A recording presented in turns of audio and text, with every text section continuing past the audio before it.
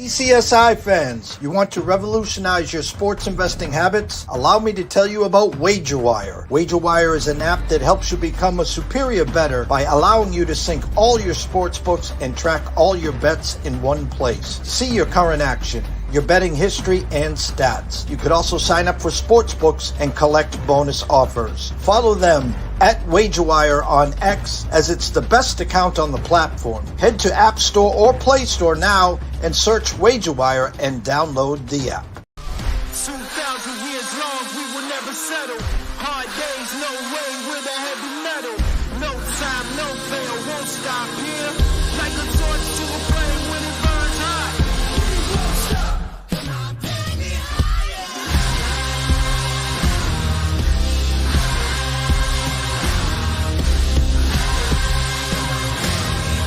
Like a torch to a flame when it burns hot. We won't stop.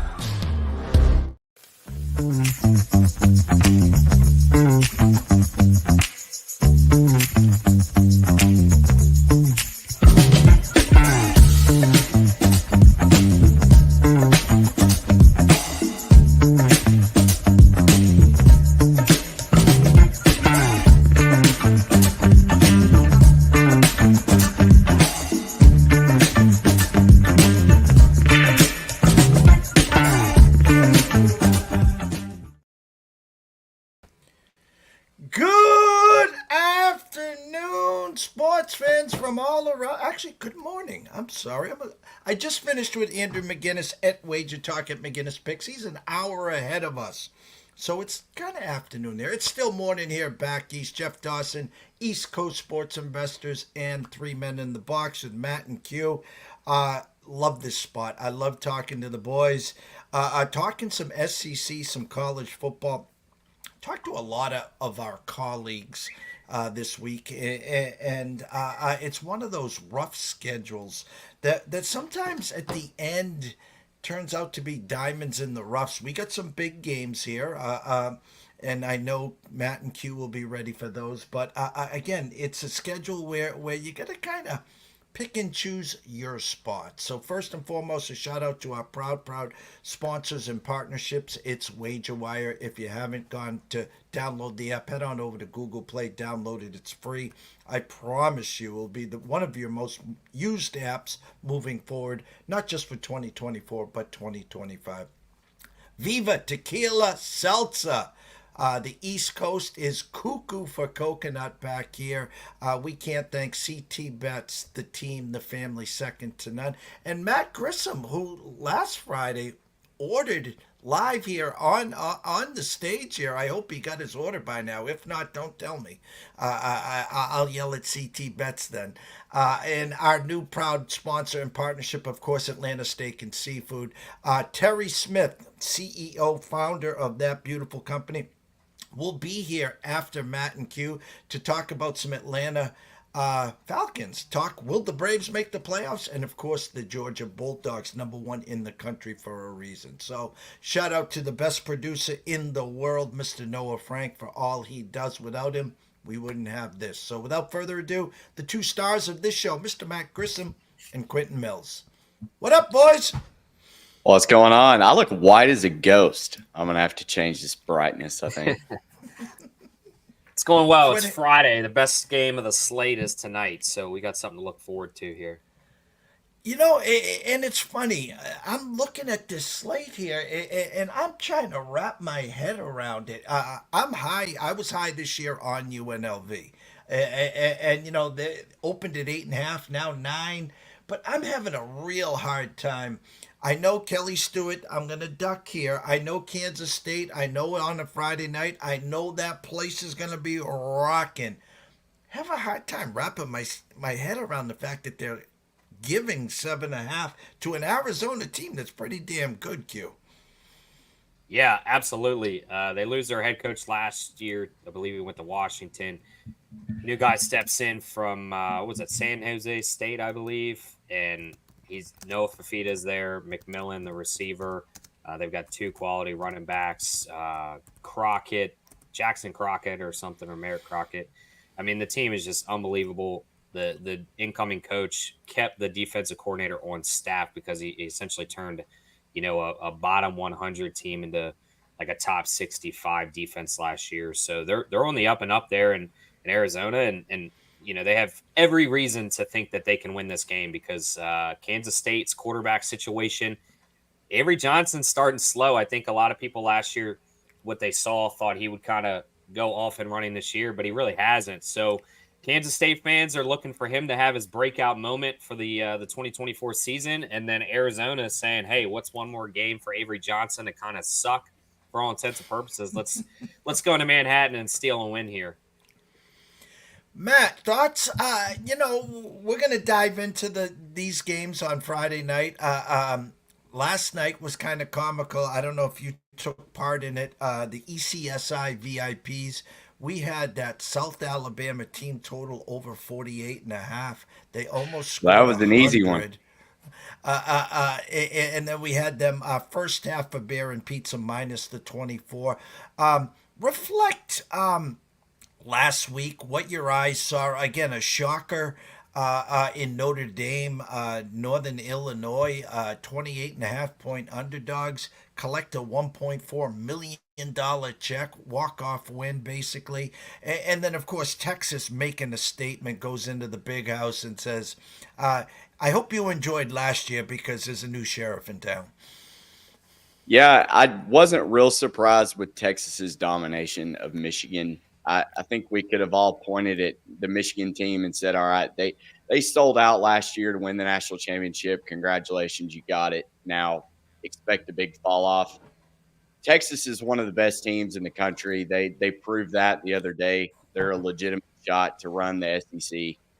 And I'm kind of looking at Georgia like, all right, this is a prove it game against Kentucky. They're not laying much, but they just kind of lull themselves to sleep, and then fourth quarter wake up, put up some points, kind of like Alabama did last week, because that score wasn't indicative of how closely USF had played them. I think you're just seeing a lot of parity in college football right now, and Notre Dame probably had no business losing that game. I mean, they didn't, in all honesty, and I think Sark is now showing them what in all of his pre-gaming, he has told them, you can't overlook anybody. Every single week, you've got to go out and win. Notre Dame just unfortunately didn't do it. They'll probably still go 11-1 and make the college football playoff. But I think right now it's just trying to gather as much data on these teams as we can. Maybe Oregon's not very good. We don't know. Ashton Genty ran all over them, and they're supposed to be one of the top teams in the country. So it's going to be curious. I'm very curious to see how this week shakes out, because then after week 3, all of our projections over on our website will go to just current season stats, and that's going to show us a lot, I feel like, moving forward. Q, my Cornhuskers 2-0. They got a quarterback. In comes Colorado and Coach Prime. And Coach Prime, and listen, we know what they have. They do have a handful of stars that will go real early, obviously, in the NFL draft this March, April, whenever the draft is. We know what, of course, Hunter can play both sides of the ball, Horn, Sanders himself. But Nebraska just opened up a can of 28-3, I think, at halftime. And as we're rolling through a 3-0 Friday, a 2-0 Saturday, we got Nebraska team total over 31.5.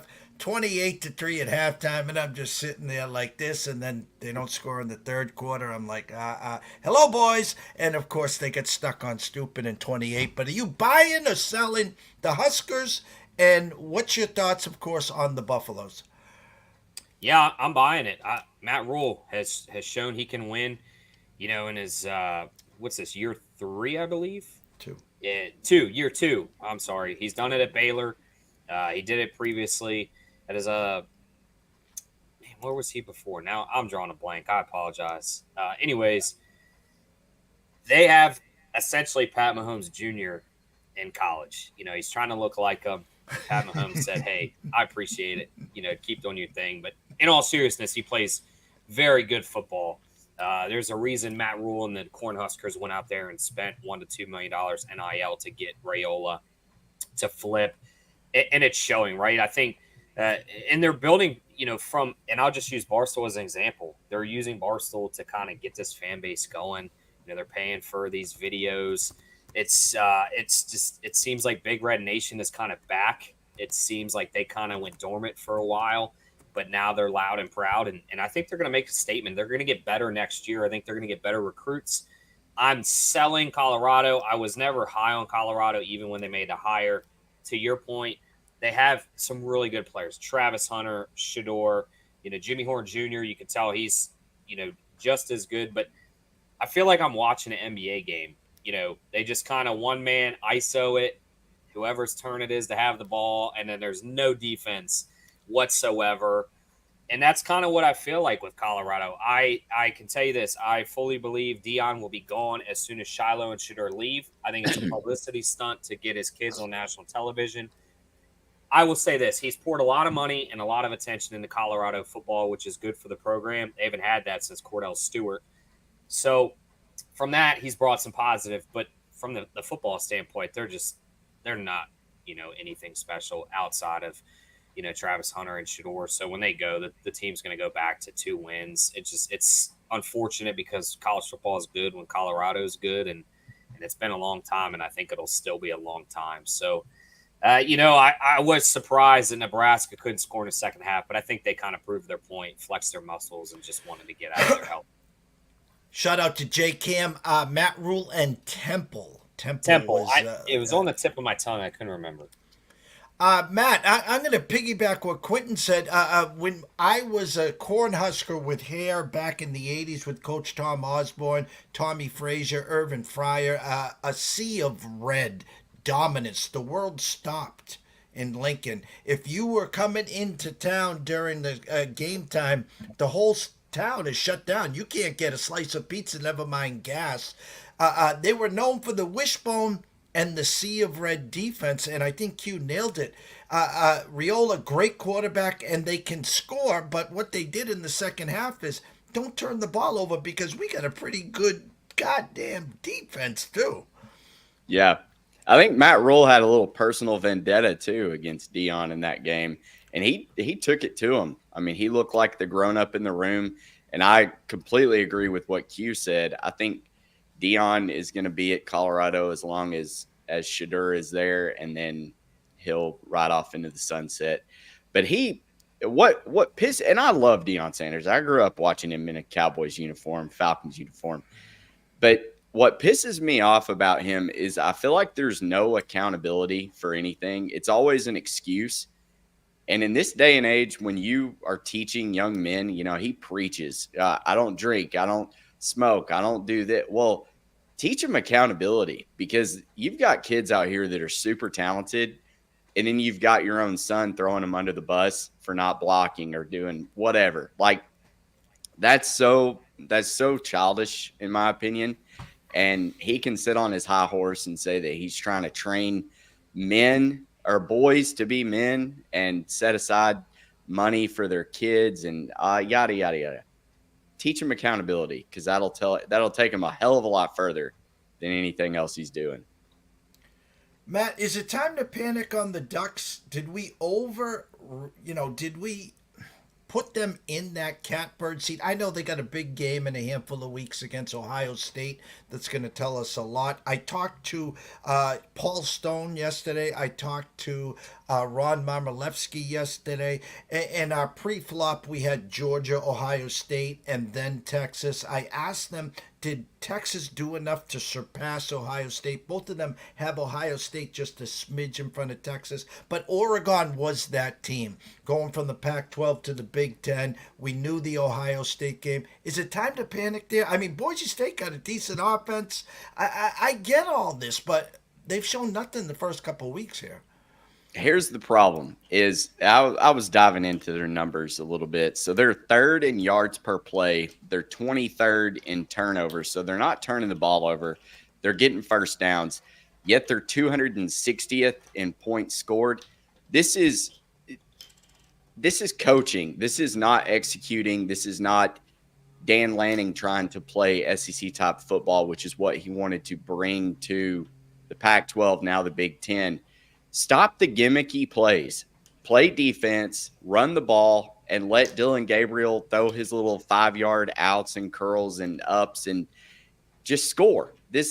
You don't have to do a reverse. You don't have to go for it. You shouldn't have to be relying on a kickoff return and a punt return for a touchdown just to stay in games. I mean, I don't know what Dan Lanning is doing. I guess he's getting too cute. It's kind of like the Washington game. How many times are you going to go for it on 4th down? Just be the bigger team and play because you are. You are the better team. But for whatever reason, he can't get out of his own way trying to be too cute, flashy, whatever you want to call it. But I think Oregon, they need to quit playing with their food. Oregon State, their talent level is a lot better than what Boise and Idaho were. So show up this weekend and prove that you deserve to be in that top seed college football playoff conversation. I'm glad you brought up Washington because they played at Washington in a close game. Penix Jr. and company found a way to win late. Oregon gave that game away, but we all thought in Allegiant in the rematch that it was gonna. I think they closed like 9-point favorites, and I was on Oregon, of course. They got mauled there. Is it the fact that he's trying to change the look? It used to be roll the ball out, first one to 40 wins. That was the Pac-12 style. Now he's in the Big Ten. Do you think he's got a thought process? Hey, we can't do that in the Big Ten, so we're going to play a little more. Hey, we can beat you 28-24. I mean, yeah, that's what he's been doing. But at the end of the day, Oregon's offense is built to score points in a hurry. And, I mean, you get Evan Stewart over from A&M, Tez Johnson, Jordan James, Dylan Gabriel comes and transfers out there. Like, this is a team that should be putting up 40-plus points. The problem has been the defense. They can't stop anybody. And I know Ashton Jeanty is probably the best running back in college football right now, but he was gashing them left and right. And then you get into the coaching of, okay, let's try this trick play or let's do this. And then it just backfires and you're sitting there saying, okay, we should be up by 2 or 3 touchdowns.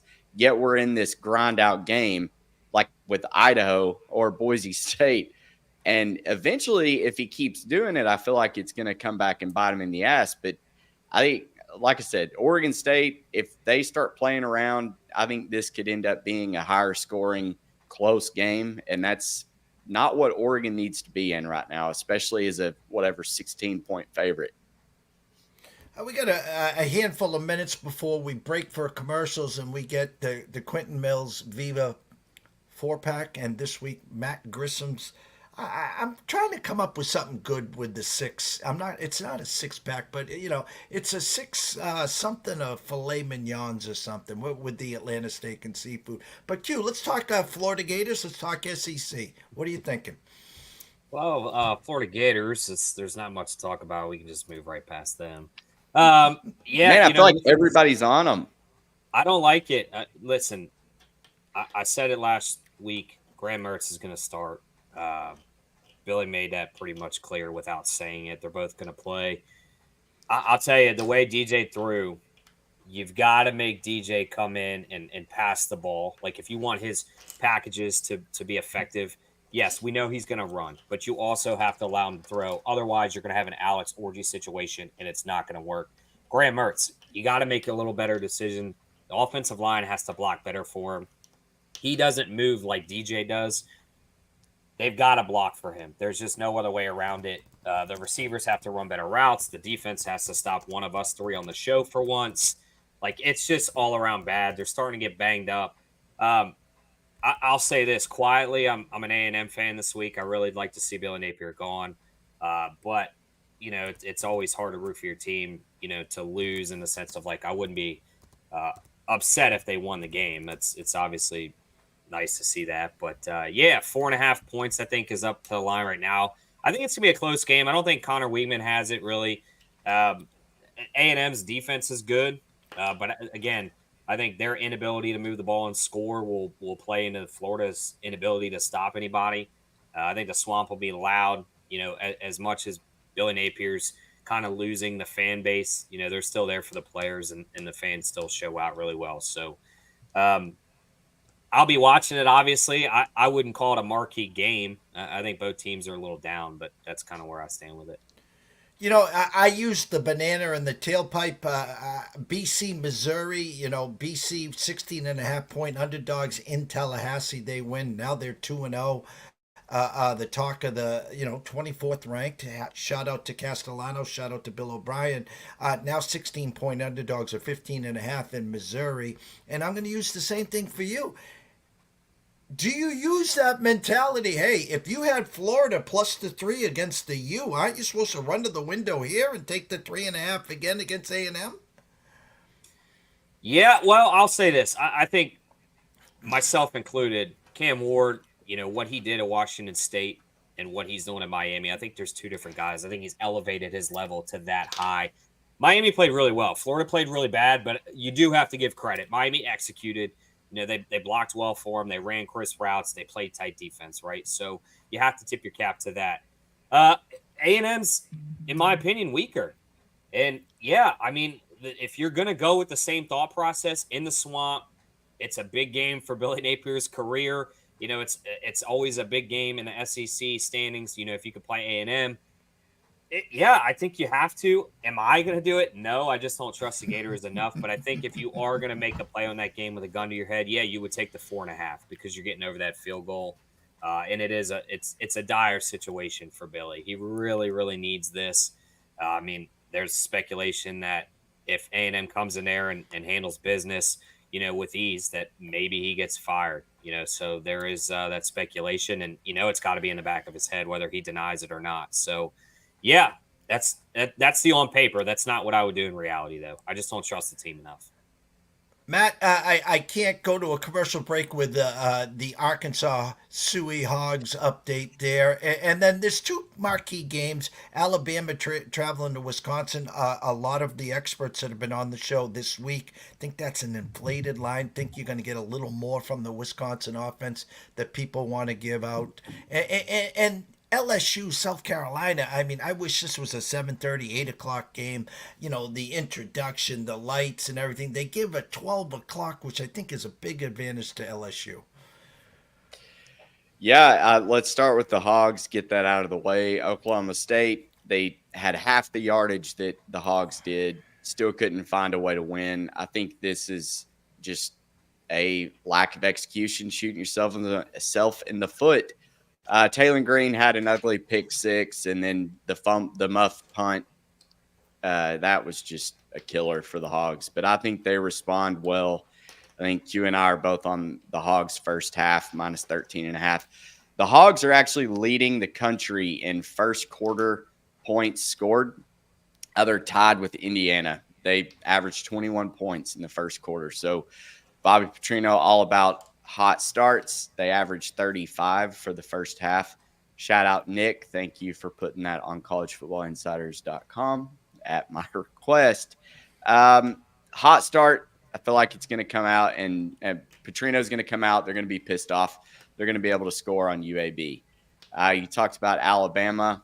This is a fishy line. I feel like there's several of them. It's like Boston College, Missouri. Why is that line so high? Is Missouri really that good to be almost a 3-touchdown favorite?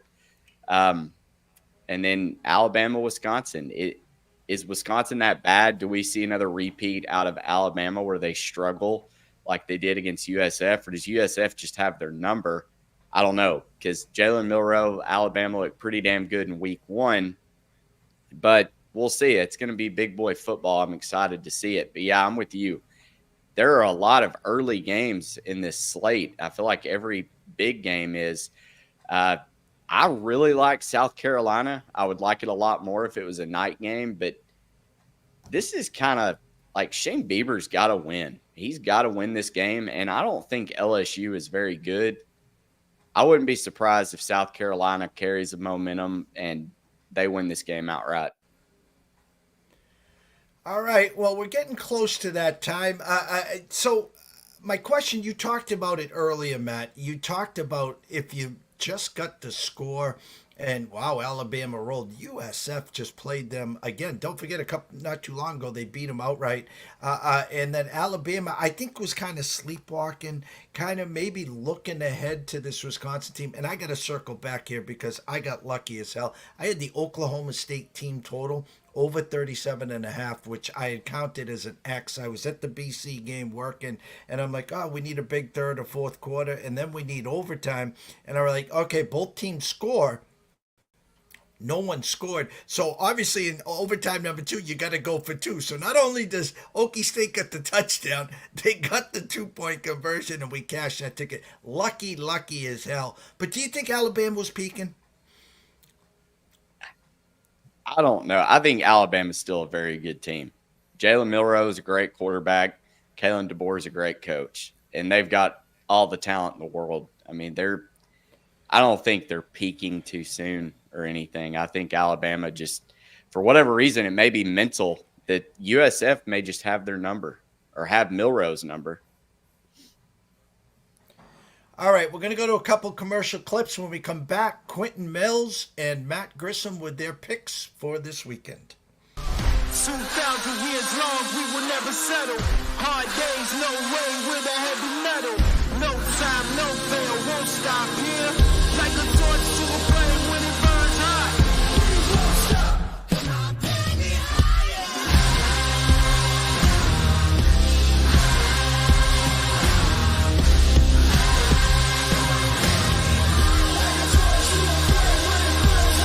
We won't stop.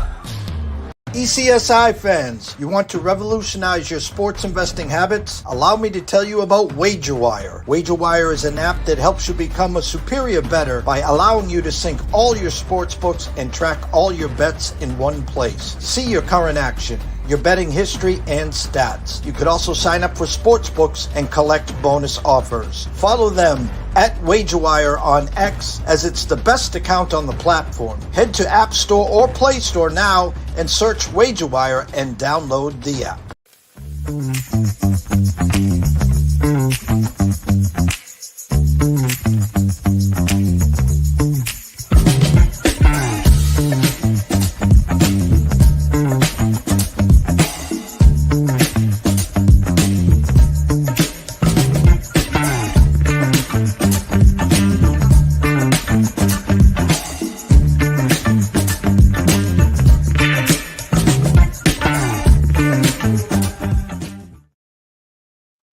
All right, everyone watching and listening, guys, we got standing room only here. So everyone grab your pens, your pads, your pom-poms. This is why you're here. Quentin Mills and his Viva 4-pack for the weekend.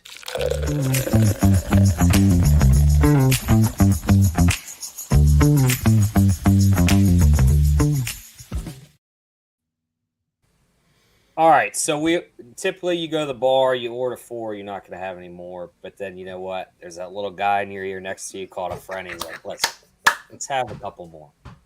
Wife's not going to divorce you over it. So I added 2 more picks to the bar tab here. Kansas minus 6.5. I know everybody is on the opposite side. I just think they lost a trap game last week. They get to go back home against a quality UNLV team, but I think getting them under a touchdown, they should be able to win by 7-10 here. Then I have them in a pick 'em, a teaser with Arizona plus 14.5. I don't see Arizona losing by over 2 touchdowns. Michigan, I took a little juice to get minus 21 to kind of have a push here, but I could play it, 23.5 and be okay. I think they kind of bounce back and take a look in the mirror and say, we got to figure some things out. I think Donovan Edwards has a great game, bounce back.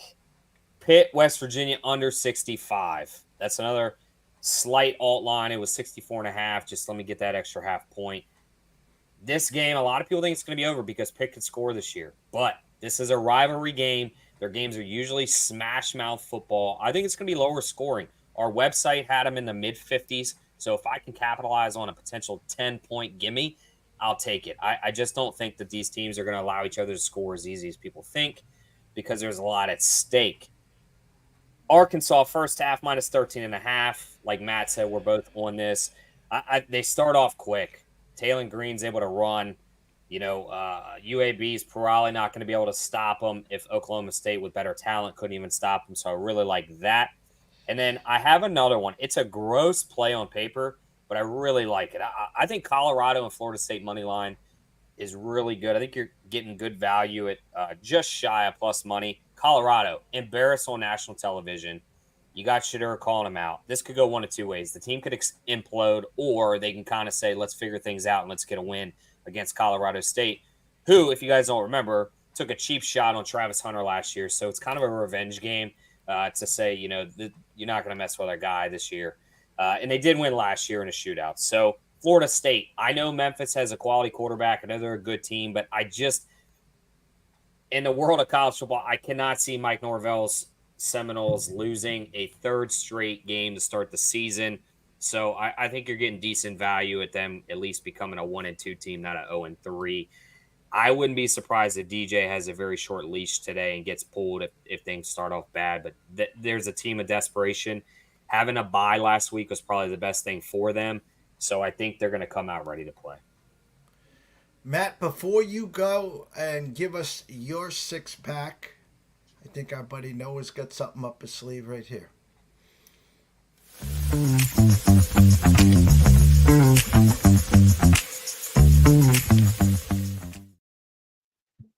There we go. Atlanta Slab of six. Slab of six it is. All right. Well, let's go back to the well with Arkansas.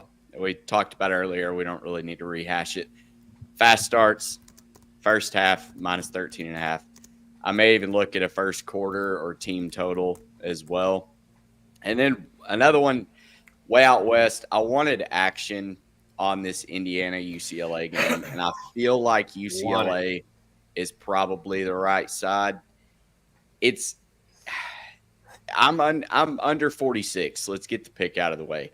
But I don't know how good Indiana is yet. I think a lot of stock is being put into UCLA barely beating Hawaii, despite it being on the road, which it's always tough traveling to Hawaii. It's new head coach. But UCLA's defense, I feel like, is going to be able to keep this one lower scoring.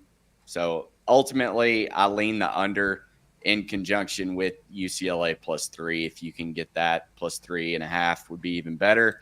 Washington -4.5. This was one of our system plays from the site. They really like Washington here. They made it a 11, almost 11.5 point favorite. I don't think Washington State's very good, and I think Jed Fish and Will Rogers, they're going to be able to do great things at Washington. Maybe they didn't fall off as much as we thought with the loss of Penix and Kalen DeBoer. Then I'm going Boston College. I alluded to it earlier. Who is Missouri to think that they can cover a 17-point spread? I'm on Boston College +17.5. This is a prove it game for me. With the caveat, I do have 9.5 over for Missouri +155. I think Eli Drinkwitz is a decent coach. I don't know if he is. I can win by 21 against Boston College, who I guess we've just overvalued the fact that they beat Florida State now. I don't know. Castellanos is still a pretty good quarterback. Missouri's defense, yeah, they haven't allowed a point all season, but they've played garbage. So let's go Boston College +17.5. And then Central Michigan, a little letdown spot for Illinois. I know Brett Bielema all too well. You get the big win over Kansas last week. We said it was a fishy line. Congratulations. Now you're about to get Bielema, and they're going to come out and lay an egg. Central Michigan got in a scrappy game with FIU and lost. They were 8 of 19 on third down. FIU was 3 of 11. Yet Joe Labas, the Central Michigan quarterback, threw 5 interceptions, and they lost that game. I think is a favorite. I think Central Michigan bounces back. You're getting +18.5, +17.5, anywhere in that ballpark. I like the Chippewas. And then Georgia. This line keeps dropping. I got 20.5 -130 or 120. Kentucky? Really? You can't cover. South Carolina went into Lexington and covered 3 touchdowns versus Kentucky. the quarterback transferred from Georgia. He was 3 of 11 for like 40 yards. Come on, man. Are you telling me the Bulldogs cannot go in? They beat Clemson by over 21. They can cover 3 touchdown spread. I know the history hasn't been on my side here, but the Bulldogs and Kirby Smart, they'll get right this weekend and at least win by 21. Before I let you go, shout out to Joe Shea at Fanatic Sports. Quick question for you guys before we let you go. He talked to me earlier today. Kansas State team total over 34.5. And what's your 2 best bets on tonight's game? Sorry, I just joined a little late. Joe, you were talking to me hours ago. Shame on you. Yeah, I like Arizona plus 7.5. I've been on it since I think Monday is when I ended up betting it, but I like everything that this Arizona team has. They may get off to a little slower start than I'd like, but between Noah Fafita and Tatario, everybody just calls him T-Mac, but I think they're a stud group of quarterback wide receiver, and I think they should be able to hang with them tonight. Q? Yeah, I agree. They got to stop the run. That's David Giddens' quality. Kansas State, I think, wants to slow this game down. You do not want to get a shootout with Arizona. They just have the weapons to they could score in one pass, and you blink your eyes and they put up 7. So if you're Kansas State, slow the game down. If you're Arizona, either stop them or get in a shootout, because those are your best 2 options. I like the Cats, the Wildcats, Arizona Wildcats. I guess, yeah. And there you go. Yeah, if you Wildcats. bet the Cats, As I was saying, I was like, they're both Wildcats. So, yeah. Well, guys, I can't thank you guys enough. We got 500 people alone just on Twitter. Hats off to both you guys. So we always wrap up this segment of the show. Tell them where they can find all your work, Quentin and Matt. At Q Millie, that's 3 L's, 2 Y's. At NCAA Insiders for the business page, and then www.collegefootballinsiders.com will get you all of the projections. You can create projections if you're already looking in the next week, trying to get some value on maybe some lines that start posting Saturday evening. It's all there. Hit us with any questions. We're usually pretty responsive. Matt? Yep. collegefootballinsiders.com. I'm on it right now. Just realized I had it pulled up on 2 different windows. So that's how much I'm using it. And then I'm at Grissom on X, and you'll be able to follow along at NCAA Insiders on Twitter and watch our show here in a few hours. Matt Grissom, Quentin Mills, I can't thank you guys enough. Always one of our favorite spots of the week. Keep up the great work. And we'll see you the same time here next week. How's that, guys? Sounds good. Thanks, Jeff. Thanks, Jeff. No, we'll go to a couple commercials. Then CEO, founder of Atlanta Steaks and Seafood, Mr. Terry Smith. We'll be right back. 2,000 years long, we will never settle. Hard days, no way, with a heavy metal. No time, no fail, won't stop here. Like a torch to a flame when it burns hot. We won't stop, come on, take me higher. Like a torch to a flame when it burns hot. We won't stop. Well, I think this gentleman needs a stand-in. I've been good friends with him for years now. His product is second to none. That's Atlanta Steak and Seafood. The customer service, number one. I know you guys have heard of Omaha, but after today's show, hopefully you're going to head on over to Facebook. You're going to connect with Mr. Terry Smith, and then you're going to go to the website, of course, and you're going to start ordering, because my grill never shuts off. And whether it's steaks, lamb chops, whether it's seafood, he is the best in the business. And we're going to talk some shop. Yeah, right from Georgia, so we can see how his Bulldogs are doing and what he thought of those Falcons last Sunday. Woo! But the big question, are the Braves going to make the playoffs? The one and only, Mr. Terry Smith. Good morning, Terry. Hey, good morning, Jeffrey. How are you?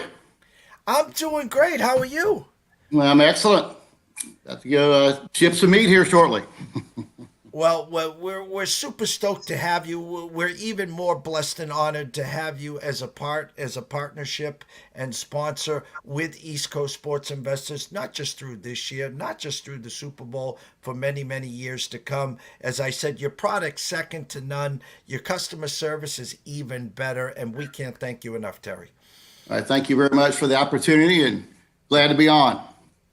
Well, we want to know. Listen, we know a couple years ago you lost Acuna, no problem. At the All-Star break, your brilliant GM adds a whole new outfield. Ozzie Albies kicks it up another gear, and you had a great run, obviously, that year. This year, you lose Strider, you lose Acuna, you lose Albies, injuries left, right, and every which way. My first question, what's the temperature in the room on the Braves? And secondly, with 17 days to go, are you going to make the playoffs? Well, still showing the faith. Yeah, I think it's amazing. We're really in the mix as well. I mean, it wasn't for our pitching and Chris Sale, and Fried's been banged up, but Lopez has been a great addition to us. But we're playing with a shell of a team that we used to have. So I think we're just in a miracle spot to be even in the mix of the wild card. I know we got some games with the Dodgers this weekend. It's packed here in Atlanta. We still have, I believe, 7 games with the Mets, and I think the Phillies may be over. No, maybe one more series. But I applaud the team just for hanging in there with all the injuries. Well, we gift wrapped you Chris Sale, and I can tell you this: if he stayed in Boston, he wouldn't have done what he has done in Atlanta. He needed a change of scenery. He needed a rebirth, and you got potentially the Cy Young Award winner, who has basically kept the glue for the Braves this year, because if he ended up on the IL or got injured at any point, there would have been no shot for you guys to be talking playoffs. Yeah, we're with Strider down all year. Fried has really been hurt half the year as well. It's going to be interesting on his contract, coming up as well, what the Braves had to do with him. But like you say, Sale has just been a lifesaver. I think he's a top runner for the front runner for the Cy Young, definitely, with what we have. And we just aren't hitting this year. I mean, it's pretty simple. You get guys that have banner years last year, then they can't even whiff at a wiffle ball. So it looks like we're facing a Greg Maddux every day or something. So we're just great to be in this shape, and you never know what'll happen. I don't think we're built for a long-term run through the playoffs, but we may stretch the magic like we did 3 years ago. Well, I'm going to save the best for last. Atlanta Falcons. They bring in Kirk Cousins, and immediately you shock the world and you draft Michael Penix Jr. And Kirk's like, "Hey guys, what are you doing here? Jesus, I'm here for 3-4 years here, guys."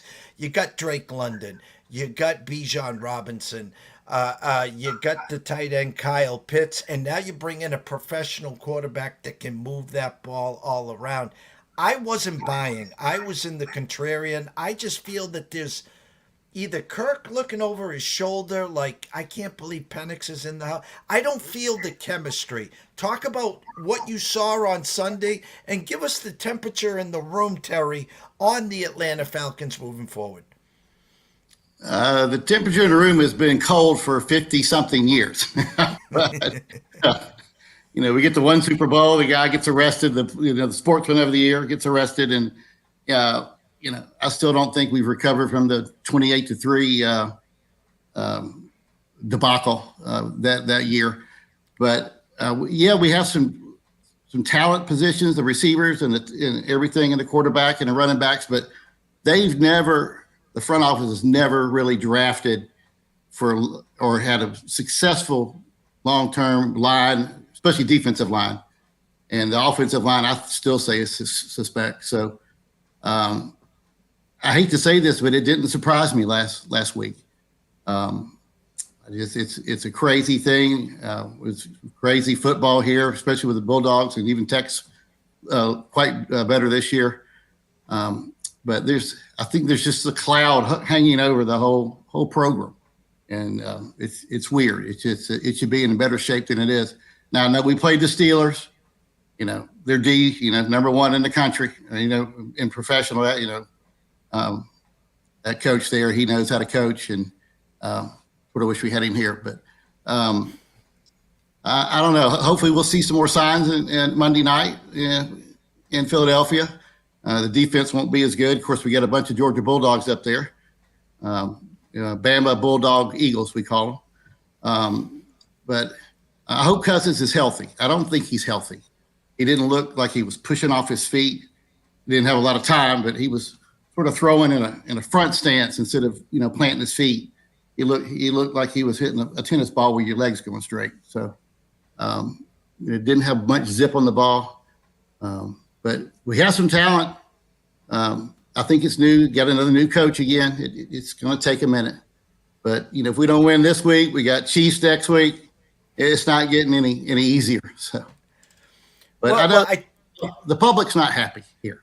So, well, I talked about we gift wrapped you Chris Sale, and we did the same with Matthew Judon. It was kind of funny. You haven't had a pass rusher in forever. And there, when you drafted Michael Penix Jr., who I love, don't get me wrong, I know he's your future, but you had your choice of pass rushers, and you decided to go Michael Penix Jr. Thoughts on the addition of Matthew Judon? You think he's going to be serviceable? I know he's 31, but when he's healthy and playing, he is a disruptive force. Yeah, he can be a factor in the game for sure. I think we're all in the wait and see mode. I don't think anybody's really excited with the team. I mean, we are, but we just know our past, and it's hard to break out of it. And hopefully, he can be a disruptor. I know we got some new linemen who we got on free agency, and we're just hoping for a much better round in the play-in that we had last week. Well, I'm going to now give you the layup of all layups here. And, of course, that's the Georgia Bulldogs preseason number one. Definitely coming back to this season with a chip on their shoulder. Offense, defense, veteran leadership, good quarterback. I'm looking at it, and the SEC is a little different this year with the addition of Oklahoma and now Texas. So most people have Georgia number one. They still have Ohio State right there at 2, and then Texas crawling up on their heels here. Excuse me. Initial thought of the Bulldogs. I mean, you do play Alabama in the regular season this year. So thoughts preseason and where you are right now after a couple games under your belt. Well, I believe Kirby's got he's saving part 2 over here in Georgia. He learned from the best. His dad was a coach. He played for him in high school and first played DB in Georgia here. I think we're going to be a power for a long time, and he's reloading, which is it's a nice problem to have here. We have Bama and Texas on the road. I agree with you. You pass guy there, and I think we should handle the 21 up there in Kentucky. But never like to play on my home team. But it's we're just very, very strong and blessed to have a great team, great coach, great following. Fans are great. We've always been great. It's glad to be in this position. Well, we brought you on, obviously, for your insight, and we're going to be bringing you on throughout the season when you are available for Georgia Talk, for Falcon Talk, and, of course, hoping that your Braves make the playoffs. But we really brought you on board to introduce, we got over 600 live people just on Twitter watching the show as we speak here. Never mind Facebook, YouTube, Twitch, et cetera, et cetera, et cetera. Talk about Atlanta Steak and Seafood. Talk about what you have to offer to everyone here. And again, everyone knows Omaha. Our goal today, tomorrow, next week, next month through 2025 is to really tell them there's a new sheriff in town, and that's Atlanta Steak and Seafood. Well, thank you very much. I'm locally here in Atlanta, had a resident, I call it a concierge steak seafood business, and providing, we buy from Prime Meats is my main supplier, and they own several of the steakhouses here in Atlanta. We specialize in verified Black Angus beef, something a lot of your Omahas and stuff don't really carry. It's a high-end product. That same steak that you pay, $60, $70, $80 for, we can ship that to you for half the price.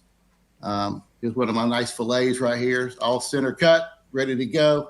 I have bone-in ribeyes, cowboys, even hanger steaks, great New York strips. We offer both prime and choice. Have a full line of chicken, French cut pork chops on the bone, great seafood, Norwegian salmon, Chilean sea bass, Saku block tuna, AAA tuna blocks. You can just thaw and eat right out the case. So it's a very specialized high-end product line that we offer, and all our clients are awesome. I don't believe we have one negative review on our website. So, and just glad to be able now to let more of the country know, and we love to help out anybody. And usually it's probably a 2-day ground shipment to Central and Eastern time zones. Well, don't forget the lamb chops, because that's we got the lamb chops. And we even do organic turkeys at Thanksgiving, tenderloins, rib roast, anything you like. But there's nobody beats us in product that you can get shipped to your home. And that is, again, I'm not disrespecting Omaha or anyone else that has these businesses, but take it from me, okay? I have had boxes after boxes after boxes sent from Terry. He's in Atlanta, Georgia. I'm in Cape Cod, Massachusetts here, okay? It comes frozen. Still, the dry ice is still steaming, and it's second to none here, and I can't wait for our next delivery coming next week. But Terry, what I want to do as we wrap this up here for you, because I know you got a truck to meet, tell everyone, I always say in the commercial, in the intro, go over to Facebook, follow Terry Smith, follow Atlanta Steak and Seafood, introduce yourselves, but tell them about the website and where they can go and how you guys can make that connection. Yes, our website is atlantasteaksandseafood.com. We also have a Facebook page, X page, Instagram.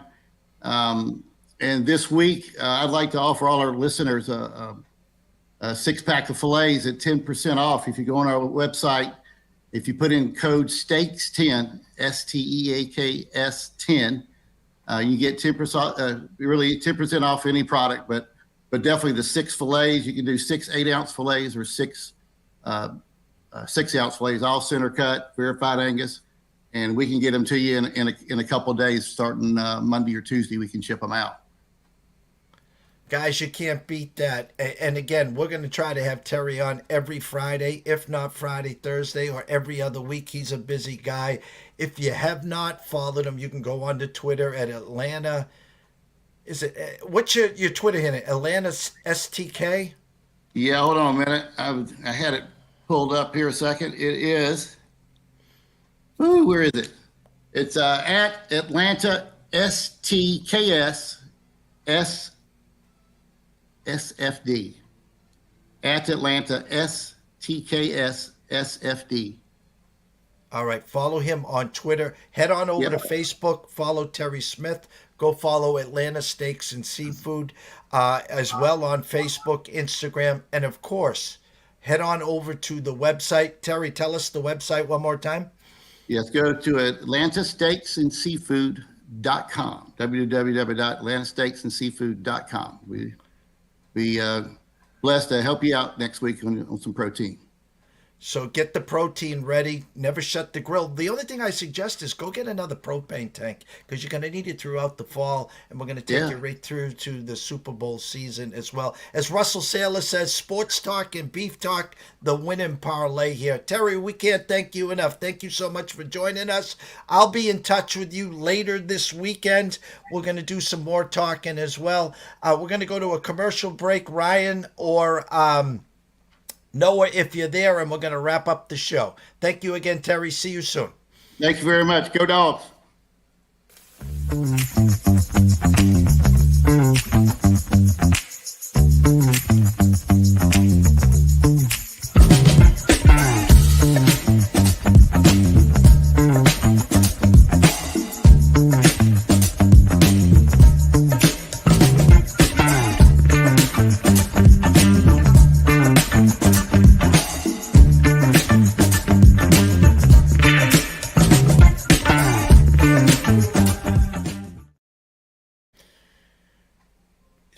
So good to have being able to put a name to the face. And when I talk about customer service, that's what it's all about, is being able to, now you know when I say go follow Terry Smith over on Facebook, go to the website at Atlanta Steak and Seafood. The customer service is second to none. He'll walk you through the process. Hey, well, I live in New York City.